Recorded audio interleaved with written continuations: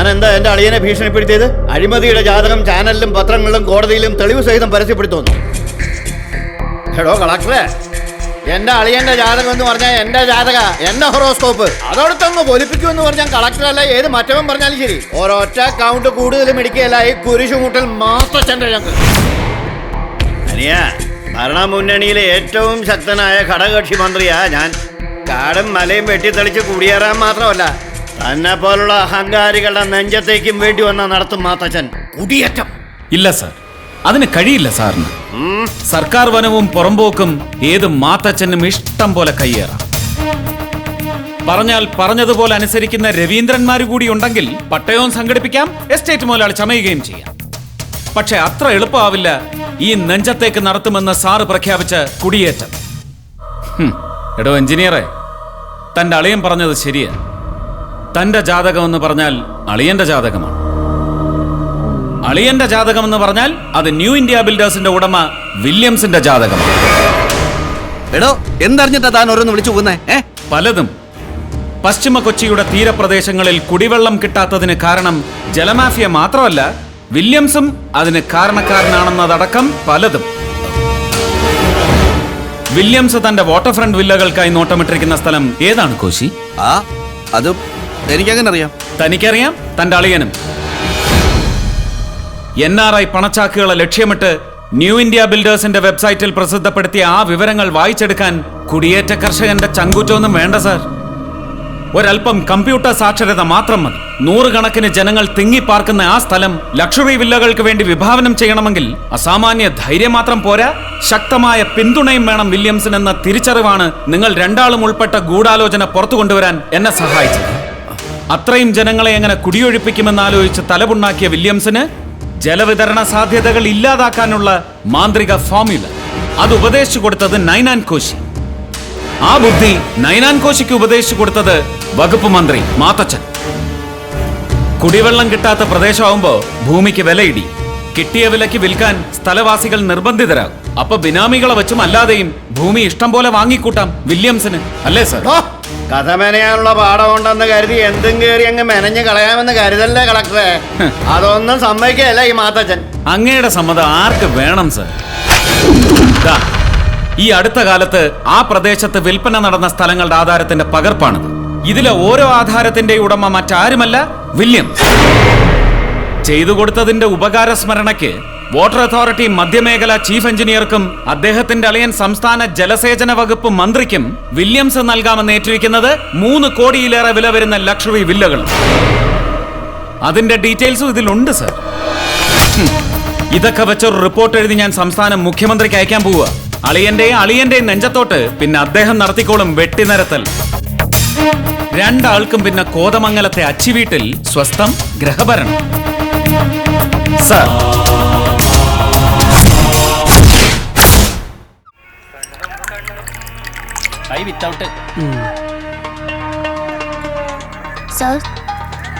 Sir பசிக்குது sir, ஏதாவது கொடுங்க சார்.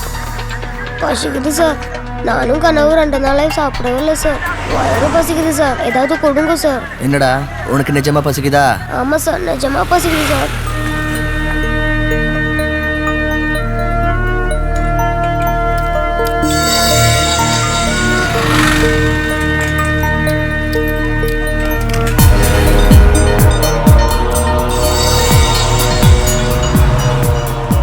நீ வர்றியா? எங்க சார்? எங்க கூட வீட்டுக்கு வரியா? சாப்பாடு வாங்கி தரீங்களா? வரேன். தினம் இந்த மாதிரி வாங்கி தரேன்டா. சிக்கன் குழம்பு, மட்டன் ஃப்ரை எல்லாமே வாங்கி தரலாம். நிஜமா சார்? ஆமாண்டா.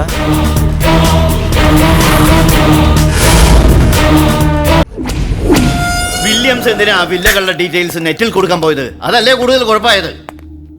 ബാക്കിയുള്ളവൻ താമസിക്കുന്ന സ്ഥലത്ത് കയറി വില്ല പണിയാൻ നിനക്ക് ആരുടെ കോപ്പ അധികാരം തന്നത് എന്ന് ഞാനല്ല. ചോദിക്കേണ്ടവർ ചോദിച്ചാ എന്തോ മറുപടി പറയും. എന്റെ കർത്താവേ, ഭീഷണിപ്പെടുത്തിയ പോലെ ആ കളക്ടറെങ്ങാനും മുഖ്യമന്ത്രിക്ക് ഒരു കുറിപ്പ് എഴുതി അയച്ച എന്റെ കാര്യം. അളിയന്റെ മാത്രമല്ല, എന്റെ കസേരയും പ്രശ്നത്തിലാ. ആ ഭാഗത്ത് കുടിവെള്ളം എത്തിക്കാതിരിക്കാൻ ഇനി ഏതായാലും പറ്റത്തില്ല. കുടിവെള്ളം മുട്ടിച്ച് കുടിയൊഴിപ്പിക്കുന്ന പരിപാടി ഇന്നത്തോടെ അവസാനിപ്പിച്ചില്ലെങ്കിലേ കത്തിക്കും ജനം. എല്ലാത്തിനും കാരണം അയാളാ. ആ കളക്ടർ ഉടനെ എന്തെങ്കിലും തീരുമാനിച്ചില്ലെങ്കിൽ സംഗതികൾ വീണ്ടും കുഴയും. അവൻ വിരിച്ചുകൊണ്ടിരിക്കുന്ന വല എനിക്ക് വേണ്ടിയാ. പശ്ചിമ കൊച്ചിയുടെ തീരം ഞാൻ അടയാളപ്പെടുത്തിയ സ്ഥലമാണെന്ന് കണ്ടെത്തിയ അതേ വാശിയോടെ അവൻ ഇനിയും പലതും കണ്ടെത്താൻ ശ്രമിക്കും. അതുണ്ടാവാൻ പാടില്ല. അവൻ തുടങ്ങി വെച്ച സ്ഥിതിക്ക് നമ്മളും തുടങ്ങി വെക്കണം. പൊന്നെ കൊന്നൊന്നും കളഞ്ഞേക്കല്ലേ.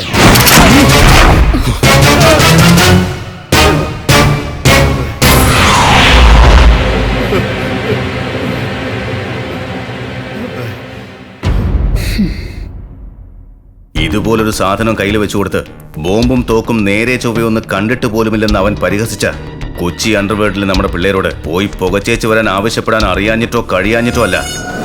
സമയമായിട്ടില്ല അതിനൊന്നും. ആദ്യം ബുദ്ധി കൊണ്ടൊരു കളി കളിക്കണം. ഒരു ചെറിയ ഗെയിം. ഈ ഗെയിം എന്ന് പറയുമ്പോ അതൊക്കെ ഉണ്ട്. വക്കീലേ, നാളെ തന്നെ അത് ഏർപ്പാട് ചെയ്യണം. ഇന്നലെ രാത്രി ക്ലബിലോട്ട് ഇറങ്ങാൻ തുടങ്ങുമ്പോഴാ വക്കീൽ വിളിച്ചു പറയുന്നത്. വക്കീൽ പറഞ്ഞത് കേട്ട് അപ്പൊ തന്നെ ചന്ദ്രനെയും കൂട്ടി കോലോത്തേക്ക് ഒരൊറ്റ പോക്കായിരുന്നു. വക്കീല് സൂചിപ്പിച്ച കാര്യം എത്ര അങ്ങോട്ട് പറഞ്ഞിട്ടും അളിയൻ തമ്പുരാൻ അങ്ങോട്ട് കൺവിൻസ്ഡ് ആകുന്നില്ല. എന്താ തമ്പുരാൻ?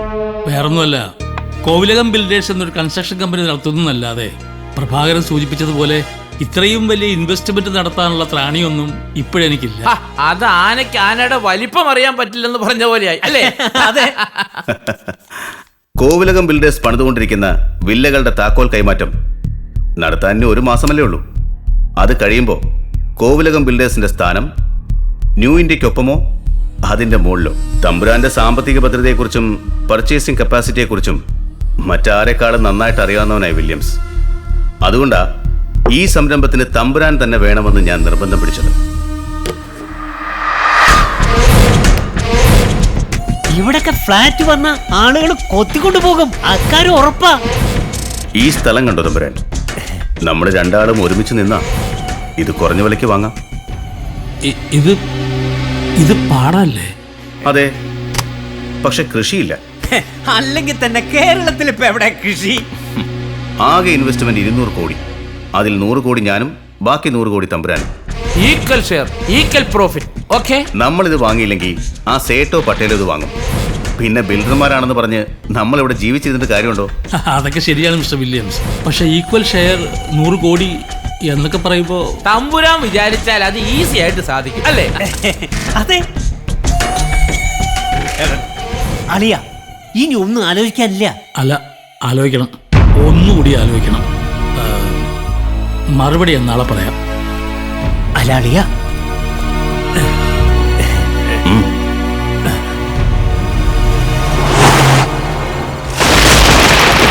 ഇതിന് ഇത്ര ചിന്തിക്കാനൊന്നുമില്ല. ഇങ്ങനൊരു സംരംഭത്തിന് ആ വില്യംസിനെ നമ്മളെ വിളിക്കാൻ തോന്നിയത് തന്നെ മഹാഭാഗ്യമായിട്ടാണ് എനിക്ക് തോന്നുന്നത്. അയാൾക്ക് വേണമെങ്കിൽ സേട്ടുവിനെ പട്ടേലിനെ ഒക്കെ വിളിക്കാമായിരുന്നില്ലേ? വേണ്ട, ഗോമസ് ഉണ്ടായിരുന്നല്ലോ. അയാള് പറഞ്ഞ പ്രോജക്ട്സിനോട് എനിക്ക് താല്പര്യമില്ലാഞ്ഞിട്ടൊന്നും അല്ല പ്രഭാര. പക്ഷെ 100 കോടി എന്നൊക്കെ പറയുമ്പോ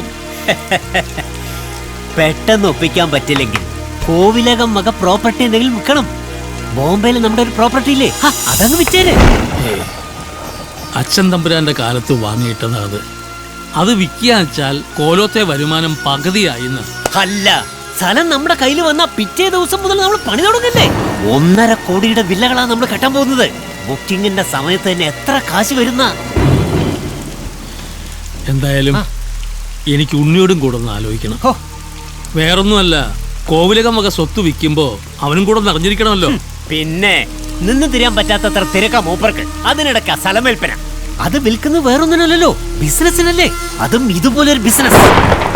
നമ്മൾ ഇതുവരെ ചെയ്ത പോലെ അല്ല ഇത്. ഇതിന് നമ്മൾ വരും കോടികൾ.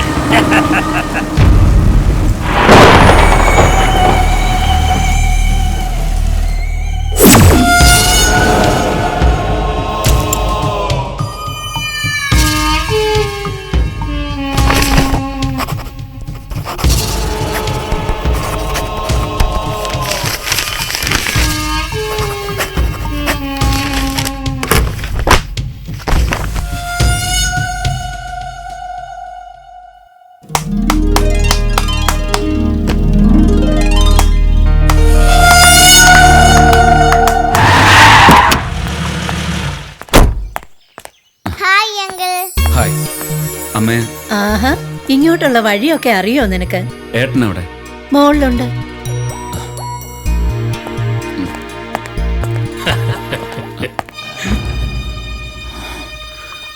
ഏട്ടാ. നീയോ? ഏട്ടാ ഒരു മിനിറ്റ്. Just okay. ഈ വാർത്ത ശരിയാണോ? ശരിയാണ്. എന്തറിഞ്ഞിട്ടാണ് ഏട്ടൻ ഇങ്ങനെ ഒരു പ്രോജക്റ്റിനെടുത്ത് ചാടിയത്? വില്യംസ് ആരാണെന്ന് ഏട്ടൻ അറിയൂ? ബിൽഡർ. ബിൽഡർ. ഈ സിറ്റിയിലും പുറത്തുമായി അയാൾ നടത്തുന്ന ഇടപാടുകളെ കുറിച്ച് മനസ്സിലാക്കിയിരുന്നെങ്കിൽ ഏട്ടൻ ഇങ്ങനെ സംസാരിക്കില്ലായിരുന്നു.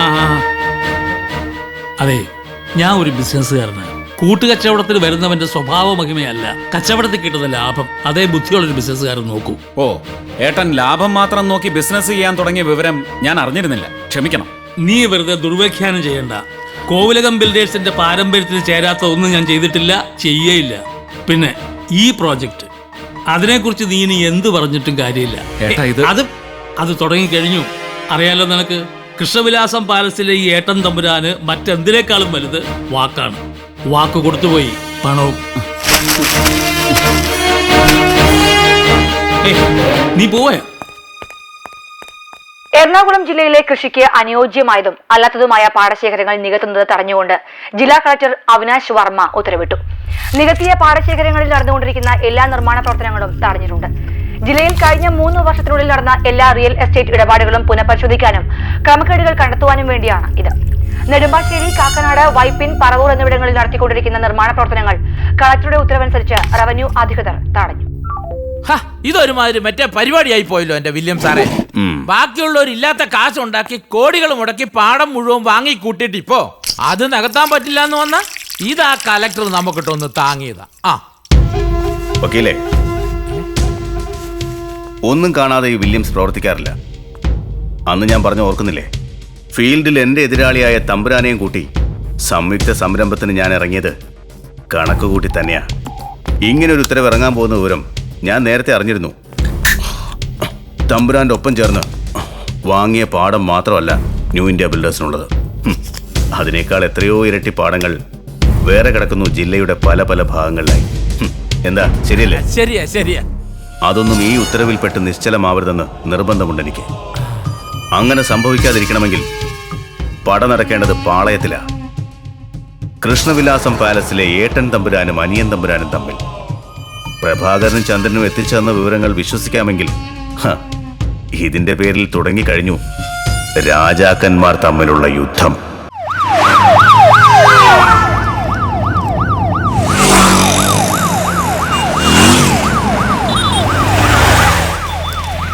സർ, സമയത്തിന് മീറ്റിംഗ് എത്താൻ പറ്റുമെന്ന് തോന്നുന്നില്ല. റോഡ് വികസനം, നഗരവൽക്കരണം, ഒരു പ്ലാനിങ്ങും ഇല്ലാത്ത പാഴ് പദ്ധതികൾ.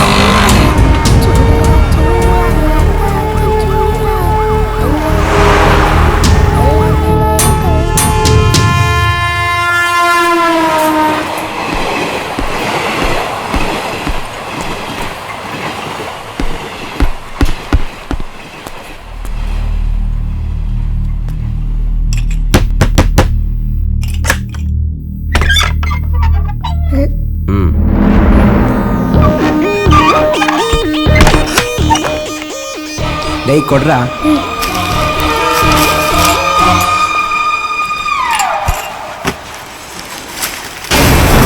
ಸರ್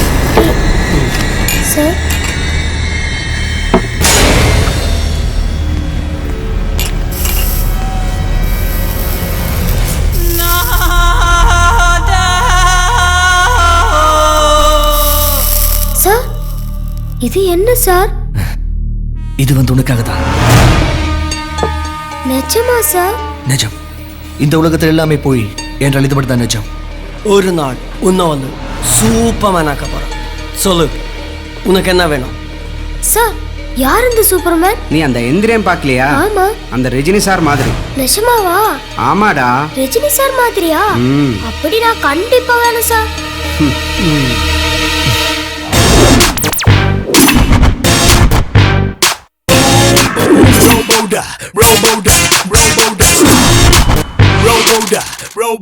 എനിക്കൊന്നും കേക്കണ്ട.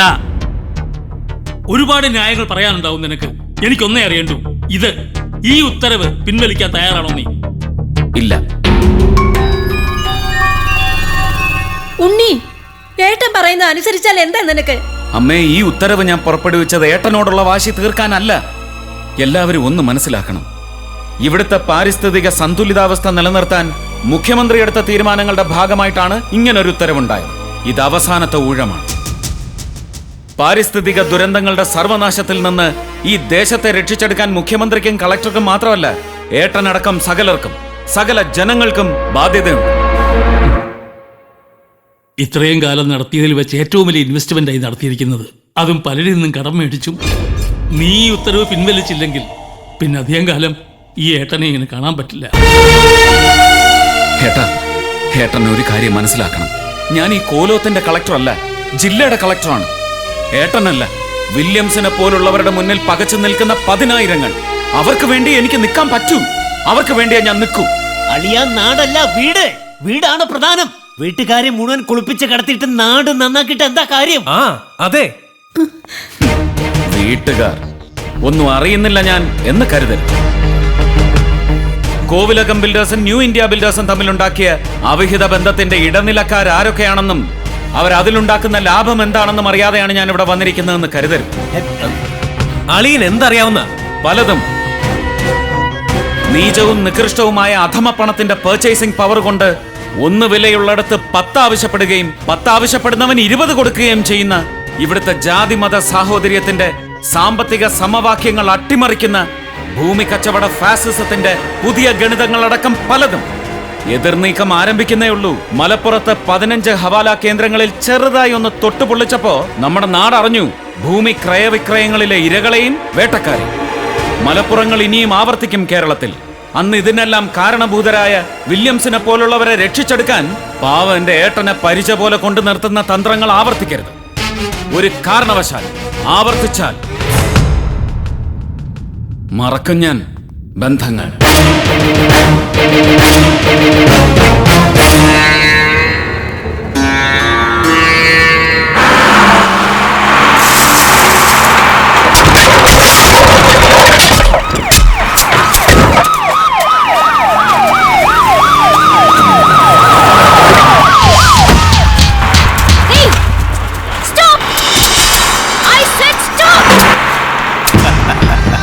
ഈ സ്ഥലം മരിച്ചുപോയ ശങ്കര നമ്പൂതിരിയുടേതാണ്. ആണെന്നല്ല, ആയിരുന്നു എന്ന് വേണം പറയാൻ.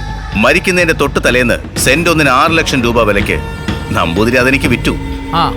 വിശ്വാസം വരുന്നില്ലെങ്കിൽ ആധാരത്തിന്റെ കോപ്പി കാണിച്ചു തരാം വക്കീലേ.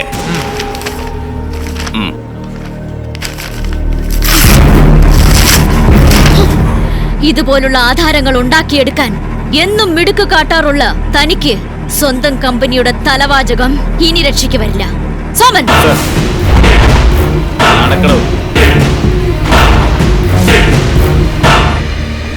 അബ്ദുള്ള. അതെ, സബ് രജിസ്ട്രാർ അബ്ദുള്ള കുട്ടി. സെന്റിന് 6 ലക്ഷം രൂപ കൊടുത്ത് ശങ്കരൻ നമ്പൂതിരിയിൽ നിന്നും നിങ്ങൾ വാങ്ങിയെന്ന് അവകാശപ്പെട്ട ഈ സ്ഥലം നമ്പർ 2 ഇടപാടിലൂടെ നിങ്ങൾക്ക് രജിസ്റ്ററാക്കി തന്ന ഉദ്യോഗസ്ഥൻ. രജിസ്ട്രേഷൻ നടന്നത് താൻ കൊടുത്ത നോട്ടുകെട്ടുകളുടെ മാത്രം അടിസ്ഥാനത്തിലാണെന്നും ശങ്കരൻ നമ്പൂതിരിയുടെ ഒപ്പ് വ്യാജമായി ഇട്ടതാണെന്നും സമ്മതിച്ചു കഴിഞ്ഞു ഇയാൾ. ഈ സ്ഥലം മാത്രമല്ല, ഇതുപോലെ താൻ നടത്തിയിട്ടുള്ള കള്ള രജിസ്ട്രേഷനുകളുടെ മുഴുവൻ വിവരങ്ങളും ഇയാൾ എനിക്ക് കൈമാറി കഴിഞ്ഞു. ഇനി ഞങ്ങളുടെ കൂടെ വരാൻ വേറെ തടസ്സങ്ങളൊന്നും ഇല്ലല്ലോ സാറിന്? സോമ, എന്താടാ നോക്കി നിൽക്കുന്ന? പിടിച്ച് പുറത്താക്കണവരെ.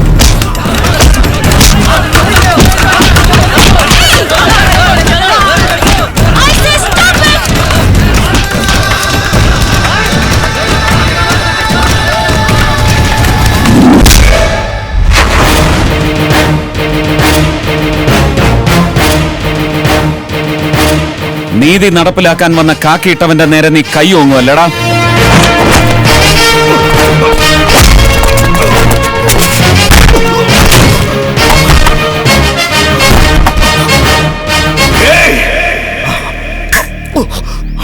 കൊല്ലണവനെ.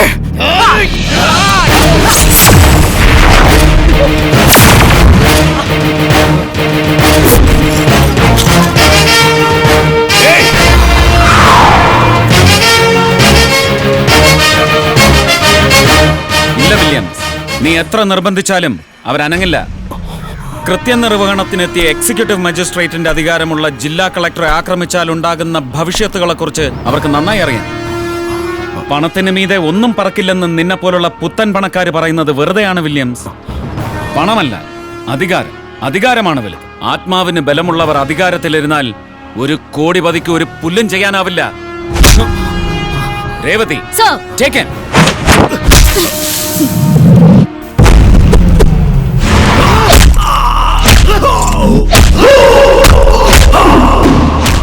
ഇതുവരെ നീ ചെയ്ത തെറ്റുകൾ വള്ളി പുള്ളി വിടാതെ കൃത്യമായിട്ട് പറഞ്ഞു തന്നാ നമുക്കിത് വേഗം അവസാനിപ്പിക്കാം. പറ, ശങ്കരൻ നമ്പൂതിരിയെയും രമേശനെയും കൊല്ലാൻ നിന്നെ സഹായിച്ചത് ആരൊക്കെയാണ്? ACP മുഴുവൻ കാലം ഇതിനകത്തിട്ട് തല്ലിയാലും എന്റെ നാവിന്നൊന്നും വീണ് കിട്ടില്ല. നിങ്ങൾ കണ്ടോ, വൈകാതെ ഞാൻ ഇവിടുന്ന് പുറത്തിറങ്ങും.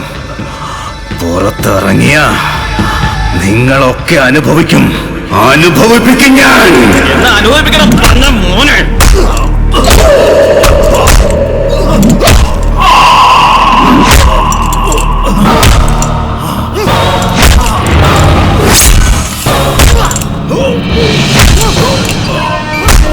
സോമ, മതി. ഇനിയും തല്ലിയാൽ ഇവൻ ലോക്കപ്പ് രക്തസാക്ഷിയാവും.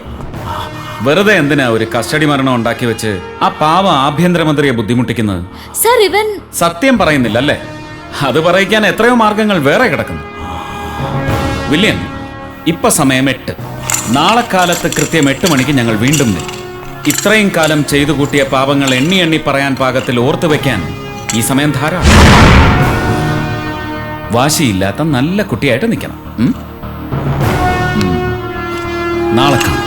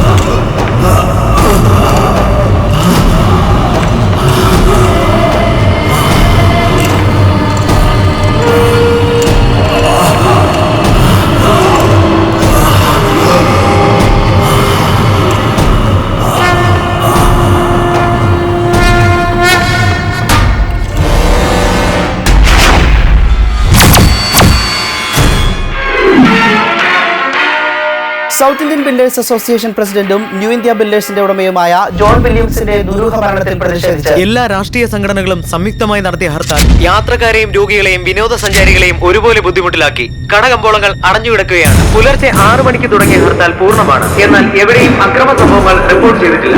ജീവൻ ടിവിക്ക് വേണ്ടി കൊച്ചിയിൽ നിന്നും ക്യാമറമാൻ സുനിലോടൊപ്പം ലിജിൻ ജോസ്. വിശദീകരണം ചോദിച്ചിട്ട് എന്താ കാര്യം? പോസ്റ്റ്മോർട്ടം റിപ്പോർട്ട് അനുകൂലമായില്ലെങ്കിൽ എന്ത് ചെയ്യാൻ പറ്റും? അതാ എന്റെയും പ്രശ്നം. സ്ട്രോങ് ആക്ഷൻ എടുക്കാൻ പറ്റാത്തത് അതുകൊണ്ടാ. തോമസ് ഡോക്ടർ സ്ഥലത്തില്ലാത്ത പ്രശ്നം. ക്രിമേഷൻ ഏതായാലും നാളെ ഉണ്ടാവും. ദുബായിൽ നിന്ന് വില്യംസിന് ഏട്ടൻ വന്നതിന് ശേഷം. ഏട്ടൻ വന്നിട്ട് എന്ത് ചെയ്യാനാ? പോയത് പോയി. അറിയാത്ത കാര്യം പറയാൻ നിൽക്കരുത്. വില്യംസിന്റെ ചേട്ടനെ കുറിച്ച് തനിക്കെന്തറിയാം? ക്രിസ്റ്റഫർ, ഈ വില്യംസ് എന്ന് പറഞ്ഞാൽ പ്രാണനായിരുന്നു ക്രിസ്റ്റഫറിന്. നിങ്ങൾ കണ്ടോ, ഇനി അങ്ങോട്ട് ഉറക്കമില്ലാത്ത രാത്രികളായിരിക്കും കളക്ടർക്കും ACP രേവതിക്കും പിന്നെ CI സോമനും. ശരി.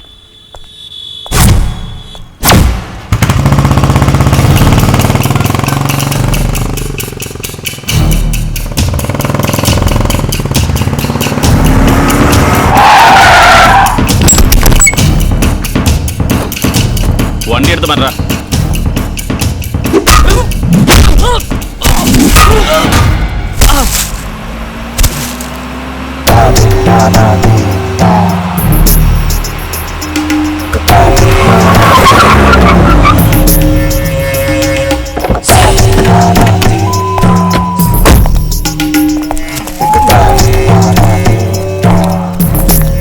ആരടാ? വണ്ടി തടഞ്ഞൊരുമാതിരി ഷോ കാണിക്കല്ലേ. ഇത് CI സോമന. Christopher, John Christopher. വീട്ടിൽ എന്റെ വില്യംസിന്റെ ജീവനില്ലാത്ത ശരീരവും വെച്ച് ഞാൻ വരുന്നതും കാത്തിരിക്കുക ബന്ധുക്കളും സുഹൃത്തുക്കളും. നാളെ അവന്റെ കുഴിമാടത്തിൽ ഒരു പിടി മണ്ണ് വാരിയിടുന്നതിന് മുമ്പ് ഒരാളോടെങ്കിലും കണക്ക് ചോദിക്കാൻ കഴിയണമെന്ന് നിർബന്ധമുണ്ടായിരുന്നു എനിക്ക്. അതുകൊണ്ടാ വീട്ടിലേക്ക് പോകുന്നതിന് മുമ്പ് നിന്നെ കാണാൻ വന്നത്.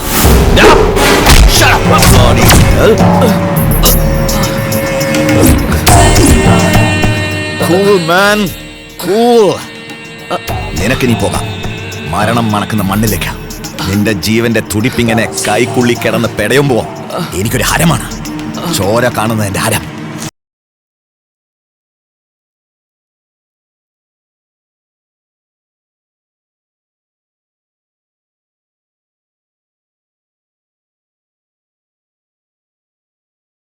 ലൂയിസ്, ഇനി വീട്ടിലേക്ക് വിളിച്ച് പറഞ്ഞോളൂ ക്രിസ്റ്റഫർ ലാൻഡ് ചെയ്തെന്ന്.